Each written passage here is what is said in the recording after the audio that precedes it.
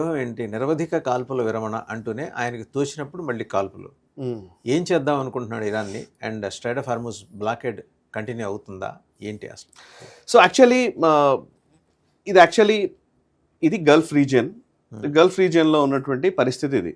So ఇక్కడ మనం చూస్తే కొంచెం నేను జూమ్ అవుట్ చేస్తే ఈ రెడ్ కలర్లో ఉన్న అన్నీ కూడా అమెరికాకు సంబంధించిన మిలిటరీ బేసెస్, బ్లూ కలర్లో ఉన్నాయన్నీ కూడా ఇరాన్ మీద అటాక్ చేసినటువంటి కీలక స్థావరాలు, నటాన్స్ కావచ్చు, వాళ్ళు ఇస్ఫహాన్ కావచ్చు, ఇవన్నీ ఈ బ్లూ కలర్లో తబ్రీజ్, టెహ్రాన్ వీటన్నిటి మీద దాడులు చేసిన ప్లేసెస్, బందర్ అబ్బాస్, బుషేర్, ఇదంతా.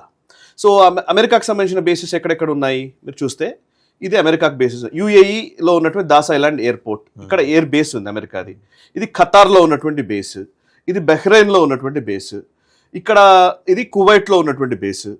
సో ఓకే, ఇవి కాక ఇంకా ఇటు వెళ్తే ఇక్కడ సిరియాలో ఒకటి ఉంది బేసు, ఓకే, అండ్ ఇక్కడ జార్డాన్లో ఒకటి ఉంది అమెరికా మిలిటరీ బేసు. ఇక్కడ ఇది ఇరాక్ కుర్దిస్తాన్ రీజియన్లో ఉంది మిలిటరీ బేసు. సో ఇవన్నీ అమెరికా మిలిటరీ బేస్లు. వీటిల్లో సుమారు 50,000 పైచీలకు సైన్యం ఇప్పటికీ కూడా ఉంది. వీళ్ళ సెంట్కామ్ ఇక్కడ ఉంటుంది ఖతార్లో, సెంట్రల్ కమాండ్ ఉంటుంది ఇక్కడ. సో ఈ మోహరింపులు ఉన్న టైంలో ఇక్కడ నుంచి దాడులు చేశారు. ఇరాన్ ప్రతి దాడులు చేసింది ఈ మిలిటరీ బేసెస్ని బేస్ చేసుకుని, వీటి మీదనే దాడులు చేసింది ఇరాన్. అయినప్పటికీ కూడా